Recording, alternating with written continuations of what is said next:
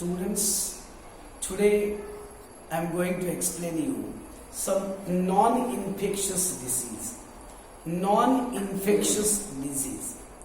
Those disease cannot spread from man to man or by the infection are called non-infectious disease. बघा ना, असे काही disease आहेत जे एका माणसाकडून दुसऱ्या माणसाकडे स्प्रेड होत नाही किंवा बॉडी कॉन्टॅक्ट झाला म्हणून स्प्रेड होत नाही, त्यांना म्हणतात नॉन इन्फेक्शियस डिझीज. बघा डेफिनेशन बघा, disease which do not occur through infections and body contact are called as non-infectious disease. म्हणजे असे डिझीज जे बॉडी कॉन्टॅक्टमुळे किंवा इन्फेक्शनमुळे वाढणार नाही, त्यांना म्हणतात non infection disease. Such disease arise in human body itself due to certain reasons. मग या टाईपचे जे डिझीज आहेत त्याला काही रिझन्स असतात. Example, cancer, heart disease, diabetes. These are some disease which are non-infectious. At first we are going to learn cancer. What are the reasons of the cancer? आता सगळ्यात आपल्या बऱ्याच वेळा आपण बघतो कॅन्सर हा सगळ्यात घातक अशा प्रकारचा आजार आहे, रोग आहे असं म्हणतात. मग कॅन्सर नेमकं कशामुळे होतो, त्याची सिम्पटम्स कोणती आहेत? There are so many kinds of cancer. कॅन्सरचे अनेक प्रकार आहेत. बघा, कॅन्सर अगदी डोळ्यापासून, स्किन पासून, बोन पासून, ब्लड पर्यंत बऱ्याच ऑर्गन्सला कॅन्सर होऊ शकतो. युअर ब्रेन ट्यूमर, असे जे कॅन्सर्स निर्माण होतात हे नेमके का होतात बघूया. मला कॅन्सर मध्ये नेमकं काय सांगितलं बघा. Uncontrolled and abnormal cell growth is called as cancer. Uncontrolled and abnormal cell growth is called cancer. बघा, अनकंट्रोल म्हणजे ज्याच्यावर कंट्रोल होणार नाही, सेल वाढत राहणार. सेल म्हणजे जे बॉडीमध्ये ज्या सेल्स आहेत, पेशी आहेत, ते वाढत राहणार. अनकंट्रोल आणि ॲबनॉर्मल, नॉर्मल नाही, ॲबनॉर्मल अशी ग्रोथ होत राहणार, याला म्हणतात कॅन्सर. बऱ्याच वेळा बघा ना, काही लोक काय करतात, आता टोबॅको च्युइंग, तंबाखू वगैरे खाणाऱ्या लोकांना बऱ्याच वेळा काय होतं, तोंडामधल्या काही वेळा स्किन आतली जाते, मग ही स्किन नवीन निर्माण होते. पुन्हा टोबॅको वगैरेचं चावणं चालूच राहिल्यामुळे हळूहळू काय होतं, तिथल्या सेल्स आहेत ना, ग्रोथ वाढायला लागते, ॲबनॉर्मली ग्रोथ होते आणि मग त्याचाच इफेक्ट होऊन बऱ्याच वेळा थ्रोटमध्ये, तोंडामध्ये अशा प्रकारे कॅन्सर्स निर्माण होतात. रिझन बघूया कोणते. Cancer, okay, group or lump of cancerous cell is called as malignant tumour. म्हणजे अशा प्रकारे ग्रुप म्हणजे कॅन्सरची गाठ, लंप म्हणजे गाठ वगैरे निर्माण होते, ब्रेनला पण निर्माण होऊ शकतो. Cancer can occur in various organs like lungs, mouth, tongue, stomach, breast, uterus, skin and tissues like blood. बघा, लंग्सला, माउथ, टंग, स्टमक, ब्रेस्ट म्हणजे छाती किंवा युटेरस गर्भाशय म्हणतात त्याला, स्किन आणि ब्लड सारख्या टिश्यू या कोणत्याही पार्टमध्ये कॅन्सर निर्माण होऊ शकतो. याचे रिझन्स कोणते असतील, एक्झॅक्टली कॅन्सर कशामुळे निर्माण होत सांगितलं बघा. Consumption of tobacco, gutkha, smoking, alcoholism, lack of fibre content fruit or leafy vegetables in food. काही इम्पॉर्टन्स रिझन्स सांगितले बघा. एक म्हणजे कन्झम्पशन ऑफ टोबॅको, तंबाखू जर जास्त प्रमाणात शरीरात घेत असतील तर, गुटखा, तंबाखू, स्मोकिंग मध्ये सुद्धा तंबाखूचा धूर आत जातो, अल्कोहोलिझम, दारू सारख्या अल्कोहोल्स जास्ती असतात बॉडीमध्ये गेल्यानंतर, लॅक ऑफ फायबर कंटेंट, जर आपण ज्या भाज्या घेतो, फळं घेतो, यामध्ये फायबर्स जर नसतील, लिफी व्हेजिटेबल्स, हिरव्या पालेभाज्या का खायच्या असतात, कारण या पालेभाज्यामध्ये फायबरस थिंग्स असतात आणि हे खाणं खूप गरजेचं आहे. आता आपण तुम्ही आता बरीच मुलं काही वेळा अशा भाज्या खात नाही, मग याचा इफेक्ट काय होतो, इंटरनल बॉडीमध्ये होत असतो, आपल्याला बाहेरून काहीच कळत नसतं. Therefore, we must take all kinds of vegetables. घरामध्ये सर्व प्रकारच्या भाज्या आहेत ना, त्या खाणं गरजेचं आहे. आपण मात्र अवॉइड करतो. जे आपल्याला छान लागतं, चवीला आवडतं तेवढंच खातो. मग त्याचा आपल्या बॉडीवर इफेक्ट होतो. म्हणजे काय, fruits and leafy vegetables which contain fibrous thing, ज्याच्यामध्ये फायबरस, तंतुमय पदार्थ म्हणतात, अशा भाज्या आपण खाणं गरजेचं आहे. आणि असे जर आपण इनटेक केलं नाही, घरात शरीरात घेतलं नाही, तरी प्रॉब्लेम होऊ शकतो. अजून बघा, consumption of junk food, pizza, burger etcetera. हे बघा, आपण समजा लिमिटेडमध्ये कधीतरी खात असू तर त्याचा इफेक्ट होणार नाही.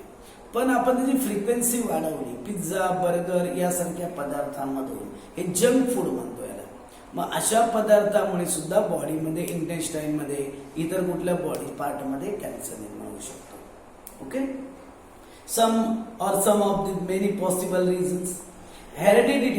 Heredity may also be a reason. Heredity म्हणजे अनुवंशिकता हे रिझन असू शकतो, असेलच असं नाही. काही वेळा अनुवंशिकतेमुळे होऊ शकतं, may be there is possibility. Symptoms कोणती आहे, which are the symptoms of cancer. आता काय होतं माहितीये का, कॅन्सरची सिम्पटम्स आहे ना पटकन लक्षात येत नाही. आणि कॅन्सर फर्स्ट स्टेजला जर कळला ना, तो क्युअर करता येतो. सेकंड स्टेजला पण क्युअर करता येतो. पण ज्यावेळी थर्ड स्टेज कव्हर होते, फोर्थ स्टेज जाते, तेव्हा क्युअर करणं पॉसिबल होत नाही. म्हणून त्यासाठी सिम्पटम्स माहीत असणं गरजेचं आहे. बघूया कोणते सिम्पटम्स आहे. फर्स्ट वन, क्रोनिक कफ. क्रोनिक कफ म्हणजे जुनाट खोकला, म्हणजे बराच काळ चालणारा खोकला. होर्स व्हॉइस, घोगरा आवाज, बऱ्याच वेळा आवाजामध्ये पण फरक पडू शकतो. Difficulty in स्वॅलोईंग. स्वॅलो म्हणजे गिळणे. आपण गिळताना इथे काय होणार, त्रास होणार. काय काय सिम्पटम सांगितले बघा, chronic cough, hoarse voice, difficulty in swallowing, गिळताना सुद्धा काही वेळा त्रास होतो. होर्स व्हॉइस म्हणजे घोगरा असा आवाज, आवाजामध्ये फरक पडतो. आणि क्रोनिक कफ, खूप दिवस खोकला चालू असतो. Next one, incurable scar and inflammation. बरेच दिवस चालणारी जखम, जखमेवरचा व्रण. जर जखम जास्त काळ चालली असेल, खूप दिवस जखम अशीच राहिली असेल, तरी एक प्रॉब्लेम होऊ शकतो. नेक्स्ट, लंप इन ब्रिस्ट, छातीमध्ये गाठ निर्माण होते. बऱ्याच वेळा लेडीजमध्ये, फिमेलमध्ये हा प्रॉब्लेम होतो. ब्रिस्टमध्ये बऱ्याच वेळा गाठ निर्माण होते, त्याला लंप इन द ब्रिस्ट म्हटलं. आणि त्याचा इफेक्ट, जी गाठ निर्माण होते ती कॅन्सरची असू शकते. आणि अनएक्सप्लेन्ड वेट लॉस. एक मात्र गोष्ट होते, अनएक्सप्लेन्ड वेट लॉस, म्हणजे बऱ्याच वेळा वजन खूप कमी होतं, म्हणजे कळत पण नाही. अनएक्सप्लेन म्हणजे कशामुळे होतं हे कळत नाहीये, पण वेट लॉस खूप होतं. कॅन्सरमध्ये तुम्ही जर खूप कॅन्सरचं प्रमाण थर्ड स्टेजमध्ये वगैरे लोक असतात, तुम्ही जर कदाचित हॉस्पिटलला गेला, टाटा हॉस्पिटलला वगैरे, कॅन्सर हॉस्पिटलला, तुम्ही बघितलं तर खूप अंगाने एकदम बारीक झालेली लोक दिसतील तुम्हाला, कारण वेट लॉस हे त्याचं एक सिम्पटम आहे.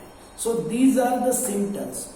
हे बघा, कॅन्सरला आपण घाबरायचं नसतं, आपल्याला त्याचे सिम्पटम्स माहिती पाहिजे, त्याचे रिझन्स माहिती पाहिजे. मग हे जर आपल्याला माहित असेल की नाही, तर आपण स्वतःला त्यापासून दूर ठेवू शकतो. We can avoid this some vices like tobacco, gutkha, alcoholism यासारखे पदार्थ आपण टाळले आयुष्यामध्ये, तर काही प्रॉब्लेम आपल्या शरीरात होणार नाहीये. म्हणजे बघा, फक्त एवढंच नाही, तर आपल्या ज्या इटिंगच्या हॅबिट्स आहेत त्या पण खूप इम्पॉर्टंट आहे, लक्षात घ्या. आपल्या बऱ्याच आई वडील आपले सांगतात, बघा हे भाज्या खा, ही फळं खा, आपण अवॉइड करतो. These are very important things for the development of our body. आपण शरीरावरून खूप छान दिसतोय, पण इंटरनल बॉडीमध्ये काय प्रॉब्लेम आहे कोणालाच माहित नाहीये. So we have to take the food which contains fibre. Fibrous पदार्थ असणाऱ्या भाज्या खाणं गरजेचं आहे. सगळ्यात महत्त्वाचं म्हणजे लिफी व्हेजिटेबल्स, पालेभाज्या खाणं खूप गरजेचं आहे. कळलं तुम्हाला? कॅन्सरवर तर कळलेलं असेल. कॅन्सर हा लक्षात घ्या भीती. आता तर तुम्ही बघितलं असेल, बरेच सिने स्टार, फिल्म स्टारमध्ये आपण बघतो बरेच क्रिकेटियर आहेत, इतर कुठल्या कॅन्सर आजार झाले, बरेच जण त्यामधून सुद्धा रिकवर झालेले आहेत. रिकवर होऊ शकतात, असं नाही की रिकवर होऊ शकत नाही, पण तो कळणं गरजेचं आहे. लवकर कळला तर तो लवकर बरा करता येईल. कळलं आपलं कॅन्सर. नेक्स्ट वन आपण एक बघूया, तो म्हणजे diabetes. Today more than 5 crore people in our nation are taking the medicines of diabetes, and there are more than 5 crore people who don't know that they are suffering by diabetes. मी काय बोलतो कळतं का? भारतामध्ये आज जवळजवळ 5 कोटी लोकांना डायबिटीजची medicine चालू आहे. पण अशी लोक कितीतरी आहेत की ज्यांना माहित नाही की आपल्या स्वतःला डायबिटीज आहे. अशी 5 करोड पेक्षा जास्त लोक आहेत. In the world, India is the largest country of diabetes patient. जगात सगळ्यात जास्त डायबिटीज पेशंट भारतामध्ये आहे. बघा ना, 5 करोड लोक आता डायबिटीज मेडिसिन घेत आहेत. 5 करोड पेक्षा जास्त लोकांना माहित नाही मेडिसिन. का आपण कसं काय माहित नाही? कारण त्याची जी सिम्पटम्स आहेत ती लोकांना माहितीच नाहीये. जेव्हा ब्लड टेस्ट होतं, ब्लड मधील ग्लुकोज शुगर टेस्ट होते, बघितली जाते, तेव्हा कळतं की डायबिटीज आहे की नाही. आणि बऱ्याच वेळा आपल्यामध्ये लोक काय करतात, आपले ब्लड टेस्टला जातच नाही, आणि त्यामुळे आपल्या लोकांना बऱ्याच जण माहित नाहीये. पण काही वेळा काय होतं, जेव्हा डायबिटीज स्प्रेड होतं, बॉडीमध्ये जास्त वाढतं, जेव्हा जास्त प्रमाण वाढतं, तेव्हा मात्र मग रिकवर मुश्किल होतं. काही ऑर्गन्स डॅमेज होतात, आईज डॅमेज होतात, इतर कुठल्या बॉडीवर इफेक्ट होतो. So we must know what is mean by diabetes, what are the reasons and what are the symptoms. बघूया. Diabetes. The hormone insulin produce in pancreas control the level of sugar glucose in blood. If insulin is secreted in low quantity, glucose level cannot be controlled. This disorder is called an diabetes. हे बघा, diabetes हा रोग नाही आहे. दिस is not a disease. म्हणजे त्याच्यामध्ये germs आहेत किंवा मायक्रो ऑर्गॅनिझममुळे प्रॉब्लेम असं नाही आहे. मग काय होत आहे का, आपल्या बॉडीमध्ये पॅनक्रिया आहे, स्वादुपिंड म्हणतात मराठीमध्ये त्याला. पॅनक्रियामध्ये इन्सुलिन नावाच्या सेल्स आहेत. इन्सुलिन आहे, बीटा नावाच्या सेल्स आहेत, आणि या बीटा सेल्स काय करतात, इन्सुलिन तयार करतात. आणि इन्सुलिन काय गरजेचं आहे, insulin is very important for the digestion of glucose. आपण जे जेवण घेतो की नाही, त्या जेवणामध्ये 70% ग्लुकोजच आहे. मग ग्लुकोजचं डायजेशन व्हायला पाहिजे असेल ना, तर इन्सुलिन लागणार आहे. मग काही लोकांच्या बॉडीमध्ये प्रॉब्लेम काय होतो, इन्सुलिन जेवढं पाहिजे तेवढं निर्माण होत नाही. आणि इन्सुलिन न निर्माण झाल्यामुळे आपण जे जेवण घेतो, जे ग्लुकोज तयार होतं, ते ग्लुकोजचा वापर न झाल्यामुळे ते ग्लुकोज म्हणजे शुगर ब्लडमध्ये स्टोअर राहते, आणि त्यालाच म्हणतात डायबिटीज. मग डायबिटीजमुळे काय इफेक्ट होतो माहितीये का, जर शुगर लेवल वाढली तर ब्लडवर इफेक्ट होतो. ब्लडमध्ये प्रॉब्लेम, ब्रेनला प्रॉब्लेम होऊ शकतो, आईजला प्रॉब्लेम होतो, किडनीजवर प्रॉब्लेम होऊ शकतो. Therefore it is very important to control the sugar in the blood. Blood मधली शुगर, ज्याला ग्लुकोज म्हणतात, ही जर कंट्रोल असेल तर काही प्रॉब्लेम येत नाही. There are so many people are suffering by diabetes, they are taking the medicines for 30-40 years. बघा, काही लोक 30-40 वर्ष झाली मेडिसिन घेत आहेत, ओके आहे, पण काही प्रमाणामध्ये स्वतःला कंट्रोल करणं गरजेचं. बघूया त्याचे रिझन्स काय काय दिलेले आहेत. बघूया. बघा, पहिली गोष्ट सिम्पटम्स काय सांगितलेले. बघा, सिम्पटम्स सांगितले, फ्रिक्वेंट युरिनेशन ॲट नाईट. डायबिटीज आहे की नाही ना हे ओळखण्यासाठी एक सिम्पटम, इझी सिम्पटम आहे. फ्रिक्वेंट युरिनेशन ॲट नाईट म्हणजे काय, बऱ्याच वेळा रात्री उशिरा किंवा रात्री बऱ्याच वेळा युरिनला, लघवीला जावं लागतं. बऱ्याच लोकांची जेव्हा शुगर वाढते ब्लडमध्ये, तेव्हा रात्री बेरात्री बऱ्याच वेळा युरिनला, लघवीला जावं लागतं. म्हणजे युरिनची फ्रिक्वेन्सी वाढते. Next one, increase obesity or weight loss. लठ्ठपणा वाढतो किंवा वेट लॉस तरी होतो, दोन्हीपैकी एक कुठला तरी होणार. वेट लॉस किंवा ओबेसिटी. ओबेसिटी म्हणजे लठ्ठपणा, तो तरी वाढतो किंवा काही जणांमध्ये वेट लॉस होतो, वजन खूप कमी होतं. ही काहीतरी सिम्पटम्स आहेत, लक्षात घ्या. काही लोकांना जर युरिनची फ्रिक्वेन्सी वाढत असेल तर अशा लोकांनी आपली ब्लड चेक केल्यानंतर ब्लड शुगर आहे की नाही कंट्रोल म्हणजे कळेलच. ओके, मग रिझन कोणती आहे? डायबिटीज कशामुळे होतं? आपण बरेच लोक पाहतो की डायबिटीजची लोक आहेत, आपण का असं का होतंय? याचं मेन रिझन आहे हेरिडिटी. हेरिडिटीमध्ये लक्षात घ्या, आई वडिलांना किंवा आजी आजोबांना जर डायबिटीज असेल तर त्यांच्या मुलांना नातवंडांना डायबिटीज होण्याची पॉसिबिलिटी असते. होईलच असं नाही म्हणत आहे, मे बी म्हणजे होण्याची पॉसिबिलिटी आहे. त्यामुळे अशा मुलांनी इन फ्युचरमध्ये स्वतःची काळजी घेणं गरजेचं आहे. कारण डायबिटीज इज अ हेरिडिटी म्हणजे अनुवंशिक आहे, तो स्प्रेड होऊ शकतो. म्हणजे स्प्रेड म्हणण्यापेक्षा ट्रान्समिट होऊ शकतो. जर एखादी प्रेग्नंट स्त्री आहे, जर तिला प्रेग्नन्सीमध्ये डायबिटीज असेल तर तिने ज्या मुलाला जन्म दिलेला आहे त्या मुलाला सुद्धा डायबिटीज होऊ शकतो. There are so many children from their birth they are suffering from diabetes. अशी कितीतरी मुलं आहेत जन्मता डायबिटीज आहे, असाही प्रॉब्लेम आहे. मग एक रिझन सांगितलं कोणतं? Heredity. Second one obesity. Obesity म्हणजे लठ्ठपणा. बऱ्याच वेळा बघा आपलं शरीर खूप लठ्ठ होतं, फॅट होतं, आणि शरीर फॅट झाल्यामुळे लठ्ठ झाल्यामुळे ना काय होतं त्याचा इफेक्ट आपल्या ब्लड शुगर वाढायला होतो. So it is very important to take regular exercise. Walking is very important. Walking, running, swimming. These are some exercises. The person must take. एखाद्या व्यक्तीने ना हे एक्सरसाइज करणं गरजेचं आहे. ज्यांच्यामध्ये एक्सरसाइज कमी आहे त्यांच्या ओबेसिटी लठ्ठपणा वाढतो, शरीरामध्ये फॅट्स वाढतात आणि हळूहळू डायबिटीजकडे वळतात. नेक्स्ट वन सांगितलंय लॅक ऑफ फिजिकल एक्सरसाइज. काही लोक बघा घरात बसल्या बसल्या कामं करत असतात किंवा ऑफिसमध्ये बसून काम करायचं असतं, एक्सरसाइज होतच नाहीये. ट्रॅव्हलिंग, स्वतःच्या गाड्या, कार किंवा ट्रॅव्हलिंगमध्ये पण एक्सर्शन होत नाहीये, त्रास होत नाहीये, घाम शरीरातून निघूनच जात नाहीये. ऑफिसमध्ये बरेच लोक एसी मध्ये आहे, सकाळी संध्याकाळी ही लोक एक्सरसाइज काहीच करत नाही. मग त्या लोकांना खूप चान्सेस आहेत डायबिटीज होण्याचे. आणि अजून एक इम्पॉर्टंट आहे मेंटल स्ट्रेस. मेंटल स्ट्रेस म्हणजे कसं आहे, काही लोक माणसं ना मला खूप टेन्शन्स घेतात की फ्युचरचं खूप टेन्शन्स घेतात.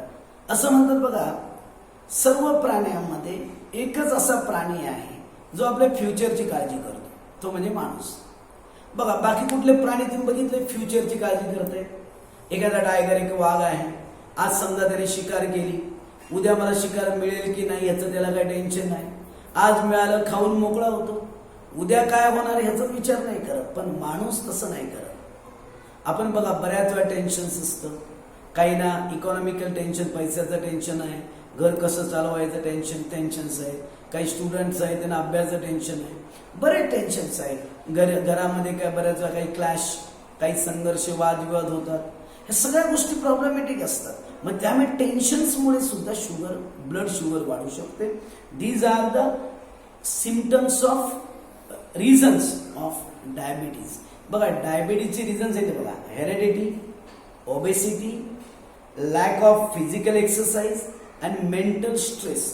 ह्या गोष्टी फार इम्पॉर्टंट आहे, लक्षात घ्या. या जर गोष्टी कंट्रोल केल्या ना तर डायबिटीज होणार नाहीये. मेंटल स्ट्रेस जेवढा कमी करता येईल, खूप विचार करण्यापेक्षा त्याचं सोल्युशन फाइंड करायचं. विचार करून किंवा खूप टेन्शन्स घेऊन कुठलीच गोष्ट क्लिअर होत नाही. We must know. हे बघा आपल्याला या गोष्टी माहिती पाहिजे. कॅन्सर नेमका काय आहे, डायबिटीज नेमकं काय आहे. We can explain this thing to your grandparents also. तुम्ही हे तुमच्या आजी आजोबांना ज्यांना माहीत नाहीये त्यांना पण या काही गोष्टी सांगू शकता. एखाद्या आजाराची भीती घालण्यापेक्षा त्याची इन्फॉर्मेशन असणं खूप गरजेचं आहे. कळतंय तुम्हाला?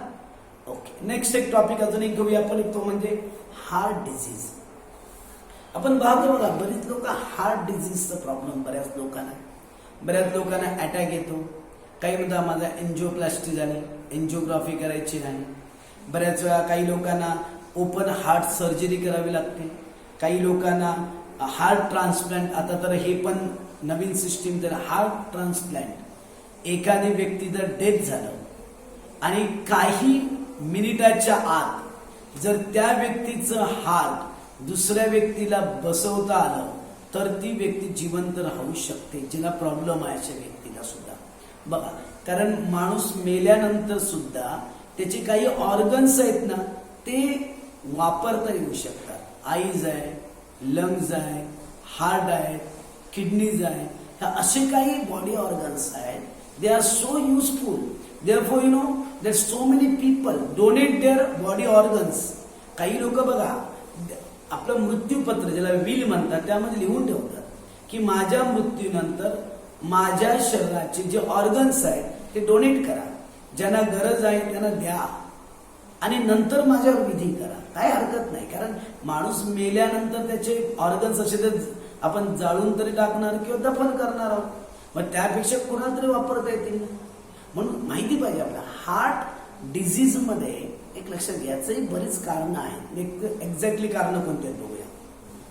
Efficiency of the heart disease due to decrease blood supply and thereby oxygen and nutrient supply to be heart muscles. बघा बऱ्याच वेळा काय होतं बघा, efficiency of the heart decrease म्हणजे हार्टची काम करण्याची क्षमता कमी होते. का पुढे सांगितलं, due to decrease blood supply and thereby oxygen and nutrient supply to the heart muscle. काय होतं, ब्लड मध्ये बघा जो ऑक्सिजन आहे तो ऑक्सिजनचं प्रमाण कमी होतं किंवा फूड न्यूट्रियन्स जे पोचायला पाहिजे तेवढे पोचत नाही, त्यामुळे हार्ट आपलं काम व्यवस्थित करत नाही. Due to this heart has to perform more work that leads to stress on it, thus may cause heart attack. If someone has heart attack, immediate consultation of doctor and treatment is necessary. बघा heart attack आल्यानंतर immediate treatment पाहिजे. Immediate काही मिनिटाच्या आत जर त्या व्यक्तीला treatment मिळाली तर हार्ट पुन्हा काय करू शकतो, काम करू शकतो. नाही तर काय होतं, हार्ट जर काम स्टॉप झालं, ब्लड सर्क्युलेशन स्टॉप होणार, मग त्या व्यक्तीला वाचवणार कसं. मग यासाठी आपल्याला हार्ट अटॅक संबंधित थोडीशी इन्फॉर्मेशन असणं गरजेचं आहे. बघूया. One should not ignore this symptoms. आता एखाद्या व्यक्तीला हार्ट अटॅक येतो की नाही, आपण म्हणतो बघा एखाद्या व्यक्ती काल तर चांगला होता, आज अचानक हार्ट अटॅक आला. आपण म्हणतो हार्ट अटॅक येतो मग त्याला काही कळत नसेल का, काही त्याची सिम्पटम नसतील का. काही सिम्पटम्स आहेत बघा. Severe chest pain. बऱ्याच वेळा ना लेफ्ट साईडला, आपला हार्ट लेफ्ट साईडला आहे बघा, लेफ्ट साईडला ना हार्ट करेल म्हणजे इथे छातीमध्ये दुखायला लागतं. हे सगळ्यात मोठं सिम्पटम आहे. छातीमध्ये लेफ्ट साईडला पेन व्हायला लागतात. अजून एक गोष्ट, पेन इन शोल्डर. बऱ्याच वेळा शोल्डर मध्ये पेन व्हायला लागतात. असं नाही की शोल्डरला पेन होते म्हणजे आपल्या हार्ट अटॅक येणार आहे. काही शोल्डरची पेन म्हणजे अजून पण रिझन असू शकतात, पण काही वेळा हे सिम्पटम असू शकतं. नेक अँड आर्म, मान आणि हे जे आर्म्स आहेत याच्यामध्ये पण काही वेळा पेन्स होतात. क्रॅम्प इन हँड, हातामध्ये क्रॅम्प यायला लागतात. आणि अनइझीनेस म्हणजे शरीरामध्ये ना इझीनेस असं राहत नाही, अनइझीनेस. आणि ट्रेमर्स म्हणजे थोडीशी आपल्याला भीती थरथर निर्माण होते, थरथरल्यानंतर बॉडी थरथर होते. अशा प्रकारे काही सिम्पटम्स आहे. एक लक्षात घ्या, ही काही सिम्पटम्सच येत नाही, पटकन लक्षात येत नाहीये. कारण शोल्डर बऱ्याच वेळा काही वेळा वेगळ्या कारणाने पण दुखू शकतात. काहीतरी आपण एखादी वस्तू उचलली, जोरा मोठी हेवी वस्तू उचलली तरी पण काय त्रास होतो. त्यामुळे लोकांना पटकन कळत नाहीये की मला हार्टचा प्रॉब्लेम आहे का. पण अशा वेळी ना जर व्यक्तीला त्रास होत असेल तर हार्ट कसं चालतंय यासाठी ईसीजी करून चेक करता येतं बघा. ईसीजी मधून ना काय होतं, हार्ट आपलं कसं फंक्शन करतंय कळतं. यासाठी काही वेळा मेडिकल ट्रीटमेंट घेणं गरजेचं आहे. रिझन्स बघा काय काय. या लोकांना हार्ट अटॅक येण्याची कारणं बघा. स्मोकिंग, बरेच लोक बघा स्मोकिंग करतात, स्मोकिंग एक रिझन आहे. अल्कोहोलिझम, दारू, मद्यपान. डायबेटीज हे पण एक रिझन आहे. हायपर टेन्शन, जेव्हा अतिताण आहे, ज्यांना खूप टेन्शन्स आहेत त्यामुळे प्रॉब्लेम होऊ शकतो. ओबेसिटी, लठ्ठपणा. लॅक ऑफ फिजिकल एक्सरसाइज, जी लोक एक्सरसाइज करत नाही त्यांना प्रॉब्लेम होतो. हेरेडिटी, अनुवंशिक सुद्धा आहे. हे पण अनुवंशिक, आई वडील आजी आजोबांना जर प्रॉब्लेम असेल तर नेक्स्ट जनरेशन येऊ शकतं. मेंटल स्ट्रेस, माणूस जर खूप टेन्शन मध्ये असेल तरी प्रॉब्लेम होऊ शकतो. अँगर अँड अँक्झायटी. अँगर म्हणजे सतत खूप राग आणि खूप उत्सुकता, खूप एकदम उत्साह निर्माण झाला.